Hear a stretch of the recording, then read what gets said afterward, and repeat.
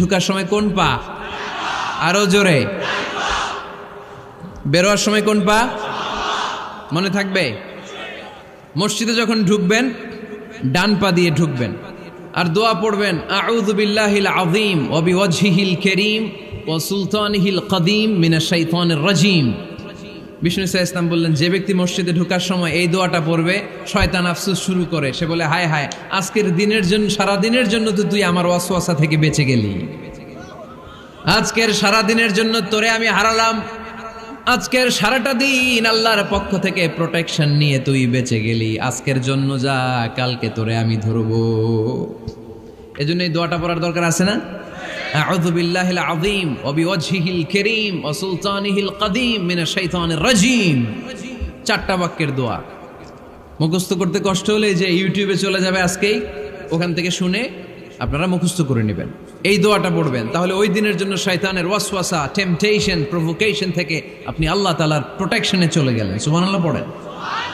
তারপরে আল্লাহর হাবিব বললেন, ঢোকার আগে আমারে সালাম দাও।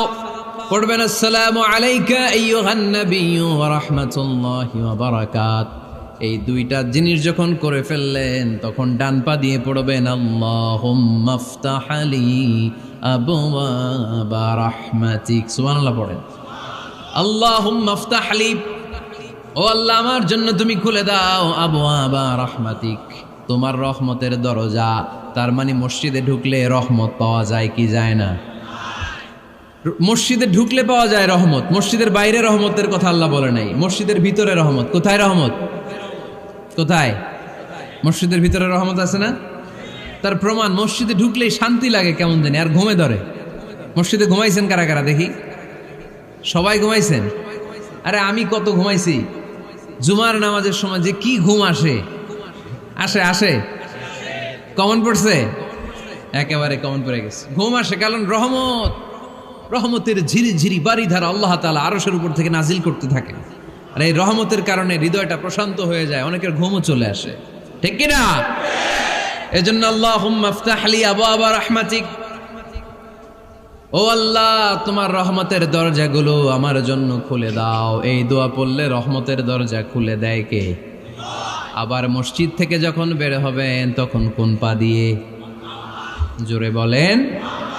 বাম পা দিয়ে কি পড়বেন? আল্লাহুম্মা ইন্নী আসআলুকা মিন ফাদলিক, ও আল্লাহ তোমার কাছে আমি তোমার পক্ষ থেকে ফদল চাই, মানে রিজিক চাই, রিজিক দেওয়ার মালিক কে? তার মানে খুব সোজা সাপটা কথা হচ্ছে, মসজিদের ভিতরে পাওয়া যায় রহমত, আর বাইরে পাওয়া যায় ফদল বা রিজিক। বাইরে পাওয়া যায় কি? রিজিক। মসজিদের ভিতরে রিজিক আছে, তার মানে সারাদিন মসজিদে বসে থাকলে রিজিক মিলবে। নামাজের সময় নামাজ পড়তে হবে, কাজের সময় কাজ করতে হবে, এটাই হচ্ছে ইসলামের বিধান। নামাজের সময় নামাজ, কাজের সময়। আমি প্রশ্ন করবো, আওয়াজ করে উত্তর দেন। নামাজের সময়, কাজের সময়, নামাজের সময়, কাজের সময়, এটা মনে থাকবে। এজন্য আল্লাহ বললেন, ফাইদা কুদিয়াতিস সালাতু ফান্তাশিরু ফিল আরদি ওয়াবতাগু মিন ফাদলিল্লাহ। যখন তোমাদের সালাত শেষ হয়ে যায়, আল্লাহর রিজিক অন্বেষণের জন্য আল্লাহর জমিনে তোমরা ছড়িয়ে যাও। নামাজের সময় আসবেন, নামাজ শেষ বের হয়ে যান। ফান্তাশিরু ফিল আরদ, জমিনে ছড়িয়ে পড়ো।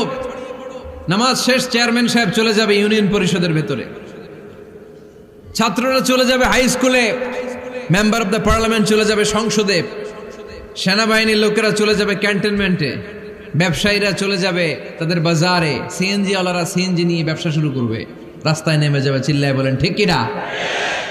এটাই ইসলামের বিধান। নামাজের সময় নামাজ, কাজের সময়। আচ্ছা, তাহলে প্রথম সুন্নাত পেলাম, পবিত্র হয়ে ঢুকবো, ভালো জামা পরে ঢুকবো, 2 নাম্বার। 3 নাম্বার, ঢোকার সময় কোন পা? বের হওয়ার সময়। 4 নাম্বার, মসজিদে ঢুকেই 2 রাকাত।